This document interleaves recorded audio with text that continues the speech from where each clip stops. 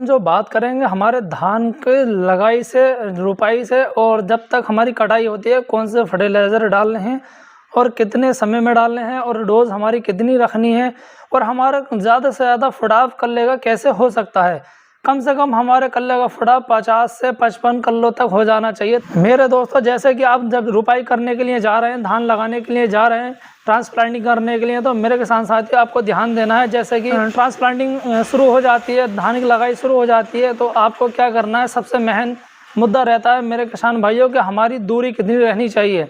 हमारी कम से कम प्लांट से प्लांट की दूरी 5 सेंटीमीटर की रहनी चाहिए मेरे किसान साथियों। तो बहुत ही अच्छा। और जब प्लांट से प्लांट की दूरी हमारी 5 इंच की रहती है तो मेरे किसान साथियों क्या रहता है, जितनी हमारी रूट होती है, जड़ होती है, वो आसानी से फैल के और भोजन ग्रहण करने लगती है, जिससे कि हमारा पौधा हरा भरा भी होता है और अच्छा न्यूट्रिएंट्स भी लेता है मेरे किसान साथियों। क्योंकि ये सबसे पहले क्या होता है कि हमारी जो प्लांट की रूट होती है वो कम से कम 3 इंच तक फैल जाती है, जिसके कारण वो अगर हम ज़्यादा पास में रखते हैं, चारांगर पर लगा देते हैं, तो वो किसान की पूरी अच्छी ग्रोथ नहीं हो पाती। तो क्या करना है, हम सबसे पहले ट्रांसप्लांटिंग पे ध्यान रखना है। हमारी 5 इंच की कम से कम दूरी होनी चाहिए प्लांट टू प्लांट। तो हमारा जो धान है प्लांट टू प्लांट का 5 इंच की जब दूरी होगी तो बहुत अच्छा रिजल्ट आएगा। अब मेरे किसान साथियों बात करते हैं पहले फर्टिलाइज़र की। मेरे किसान साथियों सबसे अहम मुद्दा रहता है कि हमारे धान को 30 दिन तक हमें ऐसा कर देना है कि हमारा कल्लों का फुटाव कम से कम 50 से 55 हो जाना चाहिए। अगर 30 दिन के अंतर हमने अगर ऐसा फुटाव नहीं किया तो हमारी ईल्ड भी कम रहती है और किसान भाइयों को नुकसान भी हो जाता है। 50 से 55 किलो तक हमें क्या डालना है जो हमारे कल्ले इतने हो जाएं, कौन सा फर्टिलाइज़र यूज़ करना है। तो सबसे पहले फर्टिलाइज़र में किसान साथियों आपको क्या डालना है, सबसे पहले फर्टिलाइज़र में आपको क्लोरो ज़रूर डालनी है। जितने हमारे हानिकारक कीट होते हैं जड़ में, उसको नष्ट करने के लिए क्लोरो हमें ज़रूरी डालनी है, जितने इंसेक्ट हैं वो भी कंट्रोल हो जाए। क्योंकि मेरे किसान साथियों ट्रांसप्लांटिंग के बाद में 3 दिन तक हमारा पौधा ऐसे रहता है जैसे सुलझा हुआ, मरा हुआ, जैसे उसमें कुछ जान ही नहीं हो। 3 दिन के बाद में हल्की सी नन्ही सफ़ेद जड़ निकलना शुरू हो जाती है, जो भोजन खाने के लिए पर्याप्त हो जाती है, वो भोजन खाने के लिए बहुत उपयुक्त हो जाती है। फिर उसके बाद में प्लांट कहने लगता है कि अब मुझे फर्टिलाइज़र चाहिए, अब मुझे खाना चाहिए जिससे मैं ग्रोथ कर सकूं और अपनी हमारा परिवार बढ़ा सकूं। मतलब जितना भी हमारे कल्ले हैं उसका फटाफ बढ़ा सकूं और उसको 50 से 55 तक पहुंचा दूं, ताकि हमारी ईल्ड बढ़ जाए और ग्रोथ भी हो जाए। तो मेरे किसान साथियों दूसरे फर्टिलाइज़र में हमें क्या डालना है, पहले फर्टिलाइज़र में हमें NPK के साथ में हमें क्लोरो लेनी है। 12, 32, 16 आपको डालना है, जिससे हमारी नाइट्रोजन भी पहले खाद में मिल जाती है, क्योंकि NPK में हमारी होती है और फास्फोरस उसमें 32% होती है। हमारा जो 30 दिन के धानों के लिए चाहिए, 30 दिन के अंतराल पे सबसे ज़्यादा फास्फोरस, नाइट्रोजन और पोटास चाहिए। तो हमारा प्लांट क्या करता है, सबसे पहले नाइट्रोजन भी ले लेता है और पोटास भी ले लेता है। तीनों चीज़ें हमारी पहले खाद में मिल जाती हैं जो हमारे पौधे को चाहिए होती हैं। दूसरे खाद में क्या रहता है, मेरे किसान को सबसे ज़्यादा ज़रूरत होती है नाइट्रोजन की। 30 दिन के अंतराल पर सबसे ज़्यादा ज़रूरत पड़ती है भोजन को ग्रहण करने की, अपटेक करने की, वो पड़ती है नाइट्रोजन की। ज़्यादा से ज़्यादा नाइट्रोजन देने के बाद में हमारा पौधा ग्रोथ कर जाता है और बढ़ने लगता है। तो हमारा दूसरे खाद में क्या लेना है मेरे किसान साथियों, हमें एक पूरा बैग यूरिया का लेना है, जिसमें 46% नाइट्रोजन होती है, और हमें उसमें लेना है सल्फर WGD वाली जो पाउडर फॉर्म में आती है 80% में। मेरे किसान साथियों 3 किलो का बैग आता है, आपको दूसरा वो लेना है। और तीसरा आपको लेना है मोनोजिंक, जो दयाल कंपनी की आती है। आप ध्यान रखें आपको 33% की लेनी है, 33% की लेनी है, क्योंकि 33% की डालने से बहुत अच्छा ग्रोथ करता है। मेरे किसान साथियों हमने क्या बताया, सबसे पहले खाद में हमने क्लोरो ज़रूर डालनी है। जो क्लोरोफास्फोरस जब उसमें डाल देते हैं तो हमारे जितने हानिकारक कीट होते हैं वो भी कंट्रोल हो जाते हैं, वो भी नष्ट हो जाते हैं।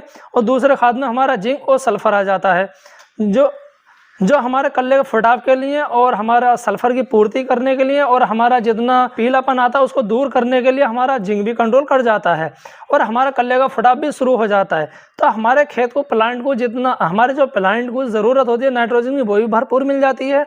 और दूसरा जितना हमारा सल्फर की ज़रूरत होती है वो भी पूरी हो जाती है, जिनकी कमी होती है वो भी सारी पूरी हो जाती है। तो मेरे किसान साथियों यह होगा दूसरा खाद। तीसरे खाद में मेरे किसान साथियों क्या करना है, तीसरे खाद में आपको ज़रूर ध्यान देना है, हमें ये तीसरा खाद 20 दिन के अंतराल पे लगा देना है, क्योंकि 20 दिन के अंतराल पे सबसे ज़्यादा कल्लों का फुटाव होता है। क्यों 20 दिन का मेन खाद रहता है कल्लों का फुटाव का, अपने परिवार को बढ़ाने का, अपने संख्या को बढ़ाने का, अपनी कल्लों की संख्या को बढ़ाने का। तो क्या करना है मेरे किसान साथियों, तीसरे खाद में आपको लेना है ह्यूमिक। आप लिक्विड वाला भी ले सकते हैं या आप दानेदार भी ले सकते हैं 12% में, लेकिन आपको ह्यूमिक कितना लेना है, आपको अगर लिक्विड वाला ले रहे हैं तो आपको 1 लीटर पर एकड़ के हिसाब से प्रयोग करना है। किसी भी जाइम ले सकते हैं, लेकिन ध्यान रखें हमें जाइम बेहतर ही होनी चाहिए। जैसे लाटो आता है जो सुमोटोमो कंपनी बनाती है, आप इन दोनों को जब मिलाकर यूज़ करेंगे तो हमारे कल्लों का फटाव भी इतना हो जाता है कि हमारे 25 दिन के अंतराल पे हमारा पौधा कम से कम 40 कल्ले तक निकाल देता है। जब हमारा 30 दिन पूरा हो जाता है तो कम से कम 50 से 55 कल्ले तक आ जाते हैं मेरे किसान साथी। क्योंकि हमारा मेन मुद्दा रहता है 30 दिन के अंतराल पर सारी लागत दे देनी है, सारी न्यूट्रिशन पूरा कर देना है, सारे हमारे उसमें जितनी ज़रूरत के एलिमेंट्स है वो भी पूरे कर देने हैं। क्योंकि 30 दिन के बाद में हमारा इतना महत्व नहीं रहता ताकि पौधा जो ग्रहण करने के बाद में अपना कल्ला को फटाव कर सके। तो सबसे ज़्यादा ध्यान देना 30 दिन के अंतराल पर हमें सारा काम कर देना है हमारा, चाहे उसमें इंसेक्टिसाइड लगाओ, हानिकारक जितना कीड़ लगाओ उसके लिए डालना हो, या हमारे फटाव के लिए डालना हो, या किसी जिंक या सल्फर की कमी के लिए डालना हो। मेरे किसान भाइयों, हमने जो 3 अहम खाद बताए आपको प्रयोग करने हैं और बहुत ही अच्छे रिजल्ट भी आएंगे। तो फटाव भी बहुत ज़्यादा बढ़ा देते हैं, हमारी ग्रोथ भी पूरी कर देते हैं और हमारे प्लांट को जितना न्यूट्रिशन और एलिमेंट्स चाहिए वो भी सारे पूरे हो जाते हैं। अब मेरे किसान साथियों बात करते हैं चौथे खाद की। जब आप चौथा खाद डालने के लिए खेत में जाएंगे तो आपको ज़्यादा कुछ डालने की ज़रूरत नहीं है, क्योंकि हमने सारा ऑलरेडी पहले दे रखा है। हमारे नाइट्रोजन की भी मात्रा पूरी कर दी है, हमने फास्फोरस की भी मात्रा पूरी कर दी है, हमने जिंक की भी मात्रा पूरी कर दी है और हमने पोटास की भी मात्रा पूरी कर दी है। तो अब हमें क्या करना, फिर से एक इंसेक्टिसाइड ज़रूर डालना है।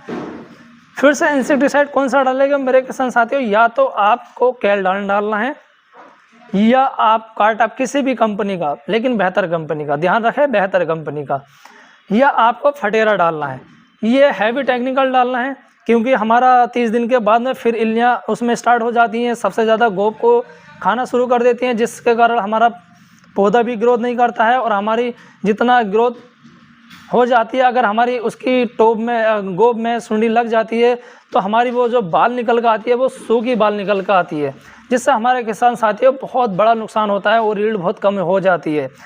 तो मेरे किसान साथियों, आपको चौथी खाद में आपको हैवी टेक्निकल डालना ज़रूरी है, क्योंकि हैवी टेक्निकल नहीं डालेंगे तो हमारा बहुत ज़्यादा इफेक्ट हो जाएगा। तो ये 4 अहम खाद हमने आपको बताया मेरे किसान भाइयों, आपको ज़रूर प्रयोग करने हैं, क्योंकि इनके प्रयोग करने से ही आपका कल्लों का फटाव, खेत का भराव पूरे सही तरीके से आपको हो जाएगा। आपका प्लांट कल्ले का फटाव इतना कर देगा, अपने परिवार को इतना बढ़ा देगा मेरे किसान साथी, आपको खेत में निकलने तक जगह नहीं देगा, क्योंकि हमारे कल्लों का फटाव इतना हो जाएगा, हमारी ग्रोथ इतनी हो जाएगी कि किसान भाई हमारे पैदल उसमें चल नहीं सकते, चलने में परेशानी होगी। मेरे किसान भाइयों, ये बहुत अहम जानकारी थी जो हमें आपको पहुंचानी थी।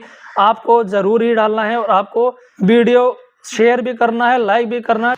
मेरे किसान भाइयों, थैंक यू सो मच। मिलते हैं नेक्स्ट वीडियो में।